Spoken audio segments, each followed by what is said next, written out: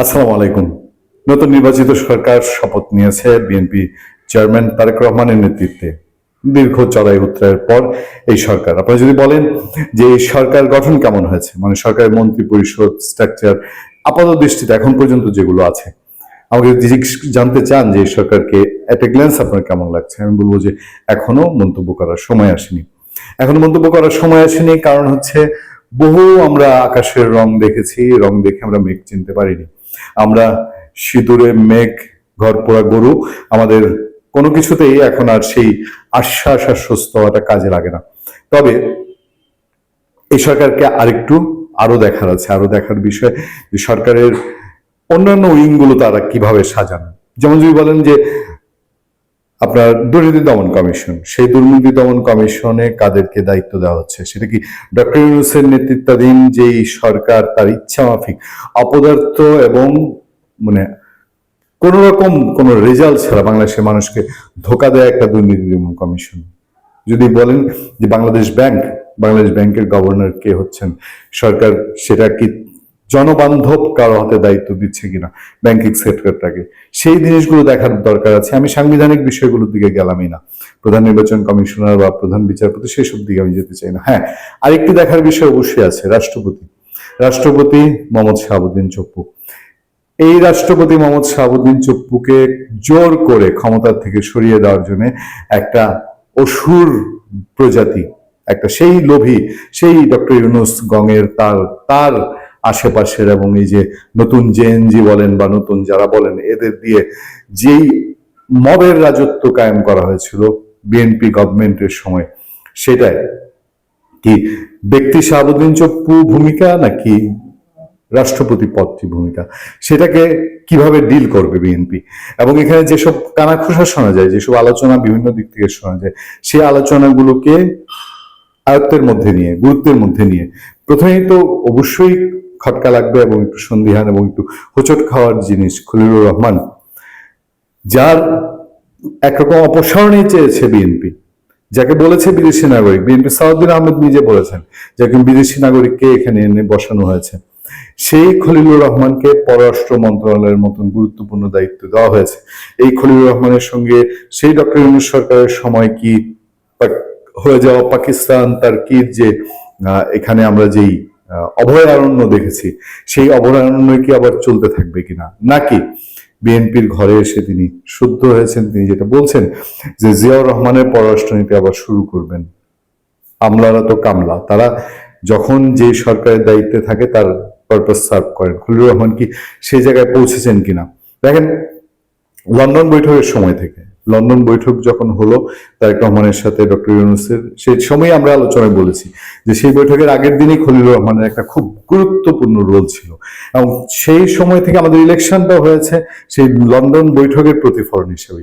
London বৈঠকের পর থেকে ইলেকশন হয়ে যাওয়া পর্যন্ত দেখবেন ডক্টর ইউনূস সরকারের প্রতি বিএনপির বড় কোনো মাপের কোনো অভিযোগ ছিল না। তারা ছাড় দিয়েছে, একে একে ছাড় দিয়েছে। বিএনপি নেতারা প্রকাশ্যে আমাদেরকে অসংখ্য ইন্টারভিউতে, আমাদেরকে এই চ্যানেলেই তারা বলেছেন যে বিএনপি ছাড় দিচ্ছে একটা নির্বাচন আদায়ের জন্য। সেই নির্বাচন আদায়ের জন্য খলিলুর রহমানকেও যেভাবে ম্যানেজ করে রাখা হয়েছে, এবং দৃষ্টিভঙ্গি দেখার হতে পারে।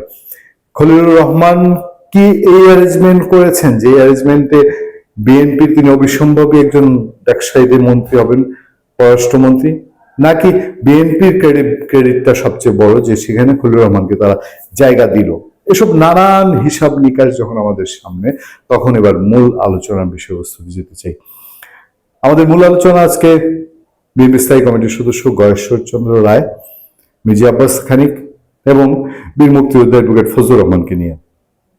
বীর মুক্তিযোদ্ধা অ্যাডভোকেট ফজলুর রহমান গত 1.5 বছর ধরে যেই কথাগুলো বলেছেন, যেই বক্তৃতা এবং ভাষণগুলো দিয়েছেন, সেই বক্তৃতা ভাষণগুলো ভর করে, সেই বক্তৃতা আঁকড়ে নিয়ে আত্মস্থ করে বিএনপি ক্ষমতায় আসতে পেরেছে, এই কথা কেউ ডিবেট করবেন বলে আমার মনে হয় না।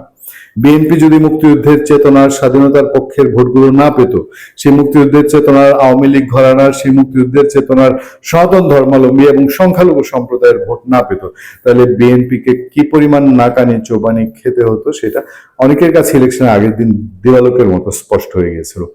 সেই ফজলুর রহমানের যে বক্তব্য শেষ পর্যন্ত বিএনপিকে এসে বলতে হয়েছে যে মুক্তিযুদ্ধের বাইরে, মুক্তিযুদ্ধ এবং স্বাধীনতার বাইরে আমাদের বিকল্প কিছু ভাবনার সময় নেই, এবং মুক্তিযুদ্ধ হচ্ছে আমাদের মূল চেতনা। সেই দায়িত্ব নেওয়ার পরে অ্যাডভোকেট ফজলুর রহমানকে মন্ত্রী পরিষদে জায়গা দেওয়া হয়নি। সেখানে মুক্তিযোদ্ধা মন্ত্রী করা হয়েছে মেজর অবসরপ্রাপ্ত হাফিজউদ্দিন আহমেদ বীর বিক্রমকে।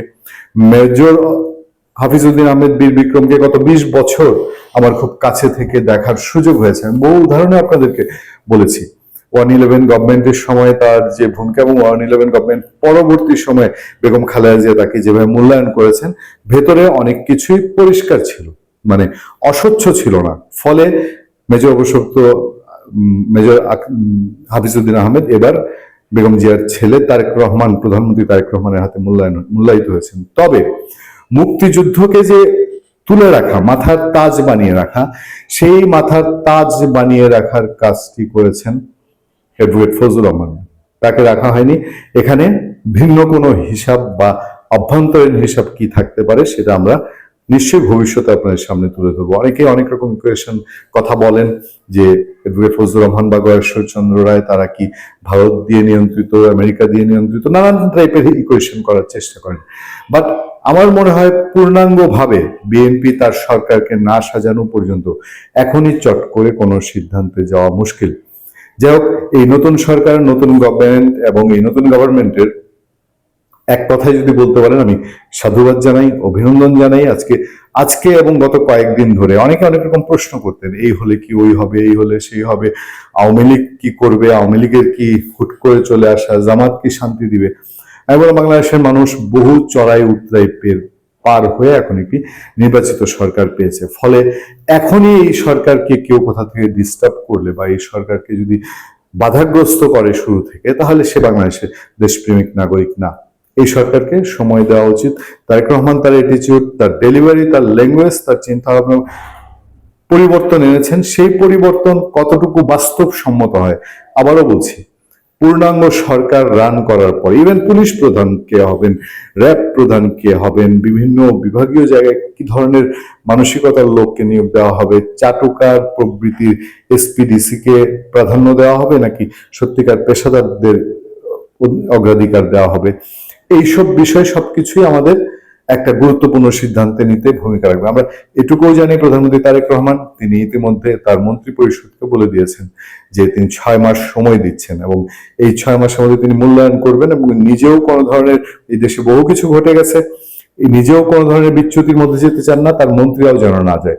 সেই প্রত্যাশা নিয়ে এই সরকারে আমরা নতুন ভাবে তার যে যাত্রা, এবং আওয়ামী লীগ সংক্রান্ত ইকুয়েশন, জামাত সংক্রান্ত ইকুয়েশন, দুইটিই খুব গুরুত্বপূর্ণ। এই দুইটা ইকুয়েশন বিএনপি কিভাবে ডিল করে, সেগুলোতে রাজনৈতিক মাঠের প্রতিক্রিয়া কি দেখায়, বাক স্বাধীনতার যে কথা বলে ডক্টর ইউনূস বাক স্বাধীনতার টুটি চেপে ধরেছিলেন, সেইটা তারেক রহমান কতটুকু বাংলাদেশের মানুষকে এনজয় করতে দেন, সবকিছুর উপরে একটা সিদ্ধান্ত আসবে জরুরি। কি ভালো থাকবেন, সুস্থ থাকবেন। আপনার সাথে আমি আতিক রহমান, পূর্ণিয়া।